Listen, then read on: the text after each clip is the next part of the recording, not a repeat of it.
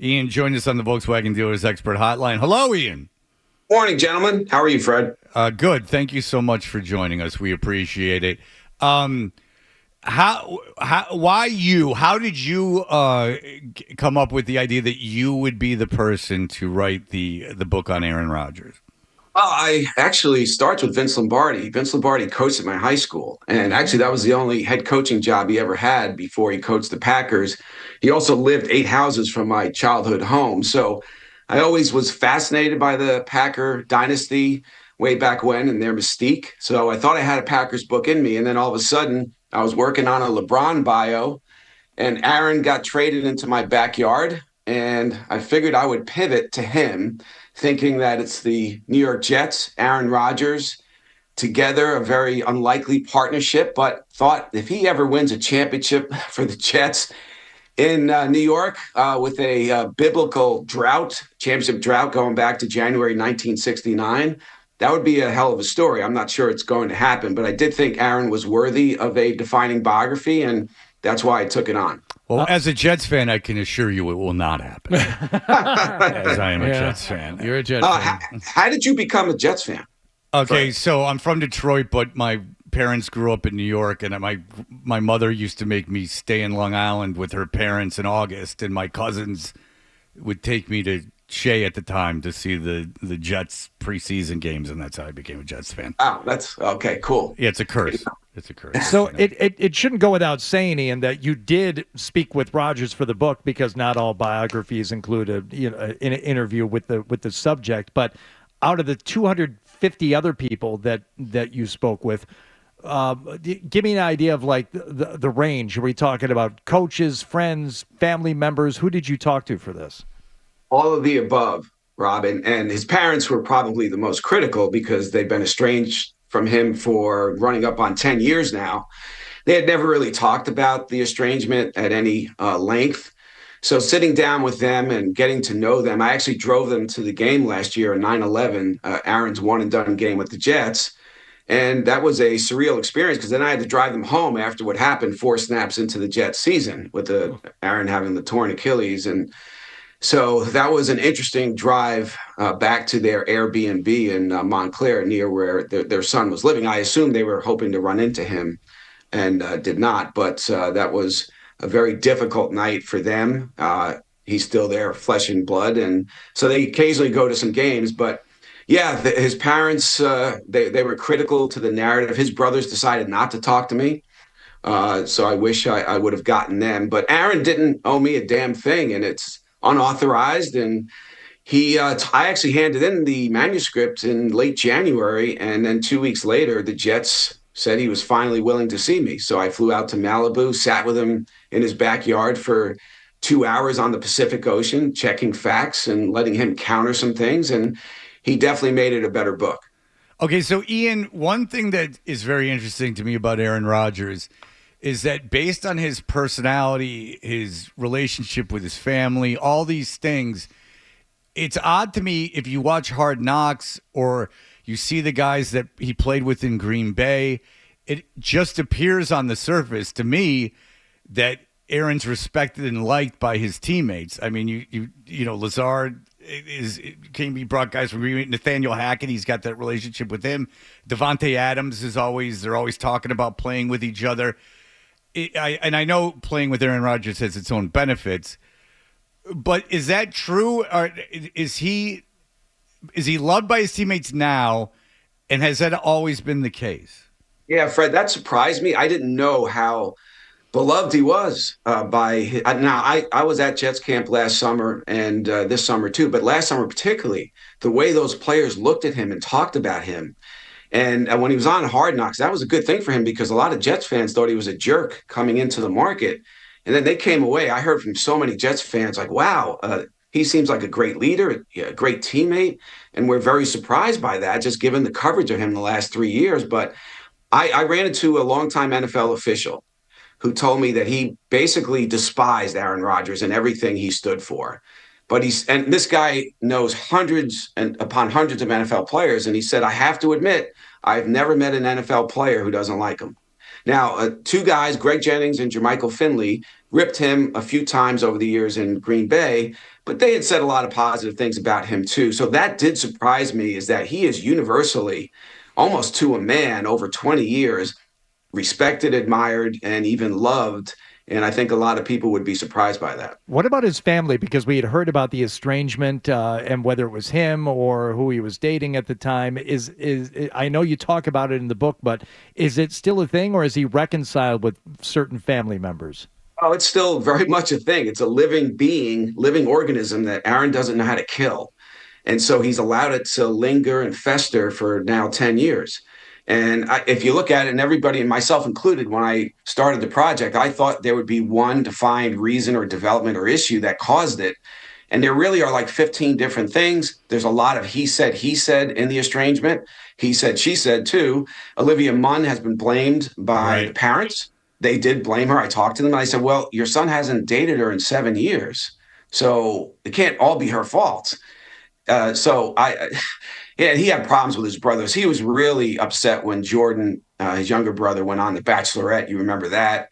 And talked about the estrangement. And they placed two empty chairs at the dinner table, signifying the absence of Aaron and Olivia Munn. Oh, He said, I powerful. wasn't even invited to that filming. And not that I would have gone, but he was upset about that. There are a lot of petty issues that are part of it. And to me, from the outside looking in, this thing should have ended years ago. I think Aaron he told me that he has gotten close to reconciling, but then something weird always happens and he backs away. But I have a scene in the book that's hopeful. He hugged his dad last year at the Lake Tahoe Celebrity Golf Tournament. Aaron saw him in the crowd and went over. And Ed Rodgers was like, he turned around and there's Aaron 15 feet away from him. And he said he froze because he forgot what it felt like to have his son look at him. It's been 9 years. Wow. Aaron gave him a hug. He said, I love you. It was very emotional. And they both told me it meant a lot to them. And for the first time since the estrangement started in 2014, Aaron said on the record, I want to have a relationship with a family member, and he wants it to be his father. So if that happens, I think the rest of the family will fall into place. By the way, once Olivia Munn married John Mulaney, we had to know that it wasn't her fault. Mulaney's a great guy. I mean, you don't go marry John Mulaney and then have problems. Sure. But Ian, all right. So on the outside looking in, Aaron Rodgers has a lot of theories on things. They don't offend me, but my feeling in life is this: is that I don't know anything, right? And people know more than I do. But you get to know one thing, right? If it's the JFK assassination, that's one thing you know. If it's vaccines, that's another thing. Like, you get one, you don't get them all. Aaron, forget the issues and the controversial part of the issues. But Aaron has seemed to me as an outsider, as someone who thinks he's a lot smarter than he is, or no one's ever told him he was wrong. And that's why he just feels free to, like, almost talk down to people as if he's this expert on all these things because he took some classes sophomore year. There's a name for it, but I can't recall off the top of my head. When you sat down with him and when you talk to other people, is Aaron a smart guy? Is he as smart as he thinks he is? What's your opinion on that? I think he's very smart, but not as smart as he thinks he is. Okay, very good. But hey, he got 1310 on his SAT. That's a better score than I got. Well, So that means everything, as we've learned. I mean, those tests really measure everything. God. So, yes, and he gets himself in trouble by trying to outsmart people. And obviously his life changed in August of 21 when he said those magic 4 words, yeah, I've been immunized. And that changed his entire life, not just his image, because ever since then, he's been considered a villain in the NFL. And before that, when he supported Colin Kaepernick, and he was on the right side of a lot of social issues, he was considered, particularly as a white star in sports, one of the most socially aware guys in the NFL and beyond. And the same media members that praised him for that then turned on him after he said those words, and it was discovered in November that year that he was not telling the truth. So, yeah, and he's dug in. And listen, you just look at the Jimmy Kimmel thing. He was not intending to say anything about Jimmy Kimmel on that edition of the Pat McAfee show, but AJ Hawk blurted something out and he went with it. He wanted to get back at Kimmel for making fun of him on his show about basically UFOs diverting attention away from the Epstein list that was about to be released. And he tried to get back at Kimmel because Aaron holds a grudge. I've said this before, like he holds a football with a very firm grip. He doesn't let go. And by trying to get back at Kimmel, he got himself in an awful lot of trouble. And so he has outsmarted himself while trying to show you how smart he is. And that has been a problem, How much without of question. how much of all of the stuff that he has said would he take back, do you think? The only thing I know of, frankly, is, and I asked him this question, why did you say that, those 4 words, because that changed your life? Why didn't you just tell your truth? His truth at the time was he was allergic to PEG, an ingredient in Pfizer and Moderna, and he was concerned about Johnson & Johnson side effects. I say, okay, I was vaxxed. If I were sitting in the room as a columnist for a Green Bay or Milwaukee outlet, and you said that, even though I was vaxxed, I would have found that to be a somewhat reasonable position, and I'm pretty sure I would have not hammered you in my column that day. Yeah, and sure, screw you. And, the thing is screw the columnist that goes after him because, that's his decisions. But go ahead. Yeah, and listen, even though I was vaxxed, I am pretty open-minded to that. Well, sure, I do it's listen. his decision, right? Yeah, It's his decision, and also he needs his body to make a living and to be an all-time great, and I don't as a writer and author. So his decision's a little different from mine because anything that impacts his body could cost him dearly in the competitive arena. Sure. So I understand that. But okay, so he gets killed, absolutely destroyed in November when the truth comes out. And I just said, Aaron, if you told your truth up front in August, I really don't think that would have happened to that degree. And he said, effectively, you're right. I should have told the truth. And I regret that because I gave critics the one thing they still have today that they have on me. And so I've never heard him admit a mistake in any context. So I was appreciative that he admitted that one.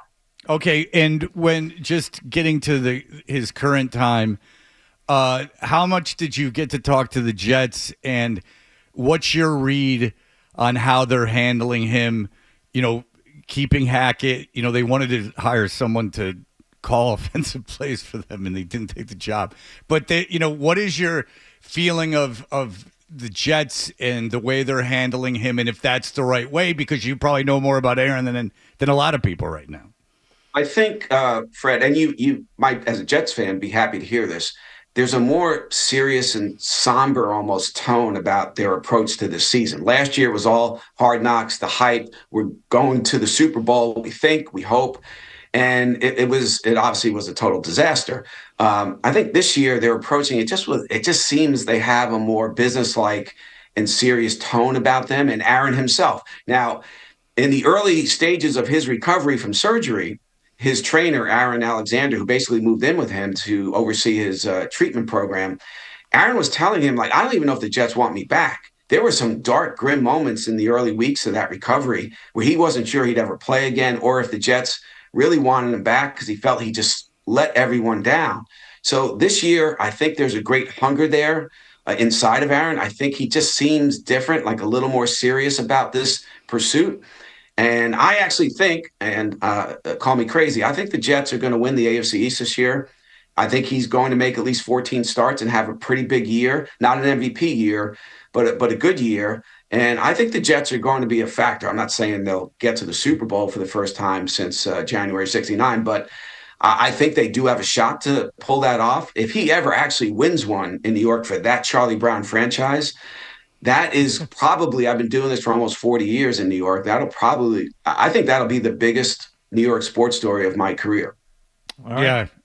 You can't argue it. Easily.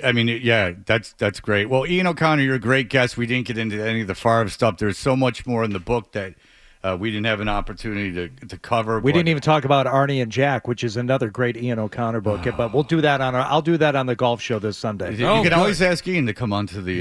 Ian, are you interested in being in the primetime real estate of Sunday mornings from 7 to 8 a.m.? You can be on Hardy's show. I used to host on Sunday mornings, even earlier than that, so I'll happily do it. Yeah. So you're aware Hardy's day. You're aware of the rabid audience that is on it, listening to those times. Very well aware, painfully aware. Oh well, Ian, I've wanted to have you on for a long time, and I really appreciate it.